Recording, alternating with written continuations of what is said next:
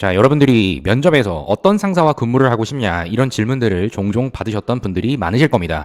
또는 어떤 상사랑 근무하는 것을 꺼리느냐 이런 질문도 같이 할 수 있는데요. 일단 주의사항이 있습니다. 이 질문은 답이 정해져 있다라고 보기에는 어렵습니다. 그 면접의 흐름을 최대한 여러분들은 아셔야 될 거고요. 그리고 근무를 하게 될 그 조직의 성향 또 직무의 종류 이런 점들을 종합적으로 보셔야 됩니다. 특히 조직의 성향이라고 하는 부분은 전문적인 개인의 기술을 요구하는 그런 직무라고 하면 전문적인 역량을 보유한 상사를 나는 선호한다라고 할 수도 있는 거고요. 어떤 직무라 하더라도 혼자 하는 직무가 아니라고 하면 팀워크 향상을 유도하는 그런 성향의 상사와 근무하기를 희망한다. 이런 답이면 무난합니다. 그런데 여러분들이 꼭 아셔야 될 부분은 이런 상사와의 관계 또 동료와의 관계 이런 질문은 지원 직무에 가장 필요한 핵심 역량 그런 직무 역량 강화를 위해서 여러분들이 그동안 노력을 했다. 그 전제가 필요합니다. 아무리 훌륭한 대답을 통해 내가 점수를 받았다 하더라도 어느 조직이나 일반적인 우리 소수 TO를 지닌 직무는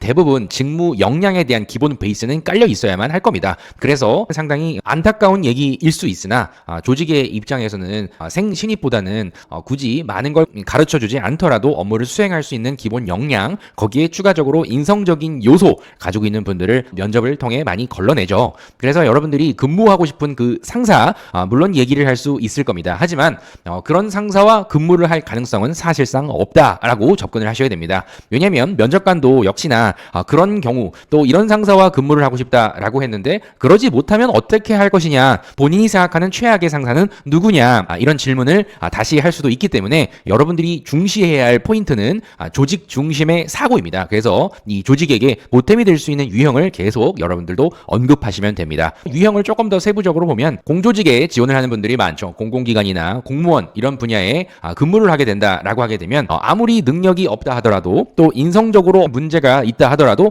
그것이 조직에 피해를 주는 그런 경우가 아니라면 자동적으로 호봉과 급수가 올라갈 겁니다. 그래서 아무리 싫다 하더라도 그분과의 원만한 관계를 유지를 하는 게 사실 개인적으로 좋죠. 왜냐면 안 좋은 사람도 계속 볼 수 있거든요. 그래서 이런 점들을 일단 아시고요. 그리고 내가 열심히 한다고 해도 조직이 망할 가능성은 사실상 없는 그런 조직은 평균적으로 다 그런 거는 아니지만 5년 미만의 신입이 거의 대부분 일을 상당히 많이 할 수밖에 없는 구조가 많습니다. 보수적인 조직이라고 하면 더 그렇겠죠. 그래서 일을 많이 하지 않는 그런 상사들이 실제 보이기도 할 겁니다. 그렇다면 면접에서는 어떠한 대답을 해야 점수를 받을 수 있는가? 기본적으로 어떤 조직에서 내가 그리는 롤 모델을 설정을 한번 하셔라. 제가 항상 말씀 많이 드립니다. 그리고 면접관이 생각을 했을 때 이 사람은 부정적인 부분을 통해 더 성장하려고 하는 요소가 있구나라는 부분을 여러분들은 계속 제시를 하면 됩니다. 그래서 제 자신의 역량 향상에 대한 부분이 혹여 열정이 미흡하다 이런 나의 안일함을 채찍질 해줄 수 있는 상사다. 일단 통과를 해야 하는 입장에서는 이런 면접스러운 답이 사실상 필요하죠.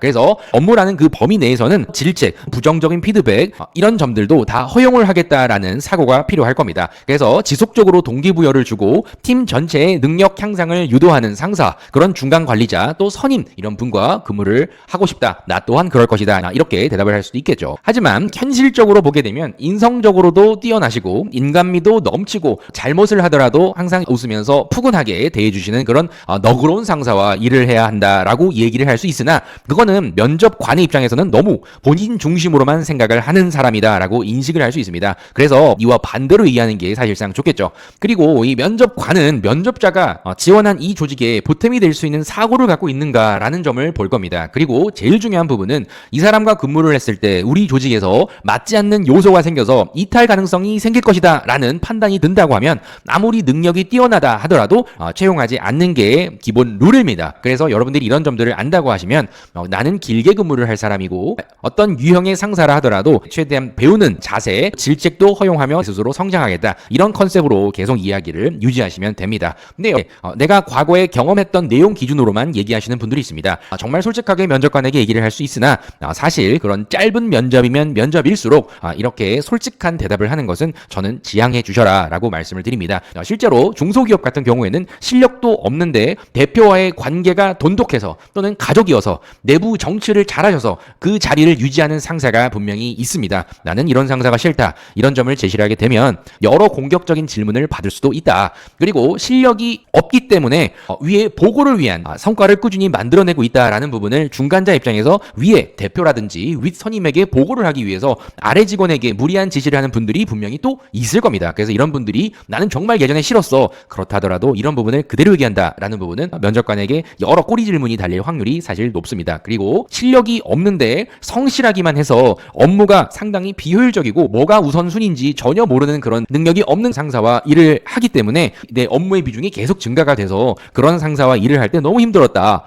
이런 솔직한 대답 굳이 안 하시는 게 좋겠죠. 중소기업에서 일어날 수 있는 에피소드 기준으로 상사와 일을 한다는 것이 좋습니다, 싫습니다 이런 쪽으로 얘기하시지 마시고 다시 강조드리지만 내가 지원한 조직의 성향에 맞춰서 대답을 할 필요가 있습니다. 그리고 중견기업에서 대기업에 다니셨던 분들이 이직을 하는 그런 경우에 이 상사라는 자리가 책임자라는 위치가 되었기 때문에 그 과정에 있어서 인사평가가 분명히 있습니다. 주변의 평판도 함께 고려를 해서 이 사람이 팀장이 되고 통솔자가 되었을 때 다른 사람과의 시너지가 날 수 있다라는 판단이 되어야만 그 중요한 위치에 직책이 생기게 됩니다. 그래서 이런 부분이 있기 때문에 보통은 실력이 어느 정도는 있는 분들이 그 자리에 있게 될 겁니다. 성과가 뛰어난 분들도 있을 수도 있고요. 그런데 아무리 인사과가 뛰어나다 하더라도 세부적인 사항까지 알지는 못할 수도 있기 때문에 실제로 실력이 뛰어나지만 너무 성실해서 성과 중심의 사고를 갖고 있는 상사가 있기 때문에 직원들이 업무 분량이 엄청나게 증가하는 경우 상당히 힘들 수도 있겠죠. 물론 내 능력치가 많이 향상될 수는 있기는 하지만 실제 내 업무 능력 범위를 벗어나는 그런 단계까지 가게 되면 상당히 힘듭니다. 내 능력의 범위를 벗어났을 때 이런 점들을 최대한 커버를 해주는 차선책이 존재한다라고 하게 되면 그나마 다행이지만 업무가 늘어났음에도 이를 이행하지 못하거나 또 능력이 부족해서 내가 이거를 못했을 때 제일 중요한 부분은 업무상의 질책은 그래도 허용할 수는 있으나 인격적으로 너는 왜 그거밖에 되지 못하냐, 지금 입사를 한 지가 얼마가 되었는데 이런 경우는 굳이 여기에 있을 필요가 있느냐, 이런 여러 가지 질책들이 인격 모독 형태로 진행이 된다고 하면은 당연히 그런 조직은 퇴사를 하셔야 하겠죠. 이런 능력이 많이 요구되는 곳일수록 실제 이런 경우가 많이 일어납니다. 그래서 이런 실력이 뛰어나긴 하지만 인성이 부족하기 때문에 여러 직원들이 너무 스트레스를 받아서 결국에는 퇴사라는 그런 부분 실제로도 많이 일어나죠. 그래서 제일 중요한 것은 사람이고 그 사람의 인성적인 요소가 상당히 중요는 하지만 이 면접에서는 인성적인 평가보다는 이런 기본적인 실력 또 팀워크, 우리 조직의 더 이로운 방향 이런 쪽으로 얘기를 하시면 충분합니다. 그래서 여러분들이 개인의 경험의 기준으로 설명을 하려고 하는 부분도 물론 필요는 하지만 어느 선까지 이야기를 할 것이냐라는 부분을 여러분들이 꼭 정하셔서 답을 하시는 것을 권해드립니다. 그래서 과거 조직에서의 이런 신입 시절 때 내가 힘들었던 상황, 그 당시에 내가 느꼈던 상사, 또 내가 선임 중간관리자가 되었을 때 어떤 식으로 아래 직원들을 대했는지, 어떻게 해야만 팀 입장에서 더 좋은 시너지가 나는지를 꼭 고려해 보시고 답을 하시는 것을 권해드립니다. 알겠죠? 그래서 이런 점들을 오늘 말씀드려봅니다.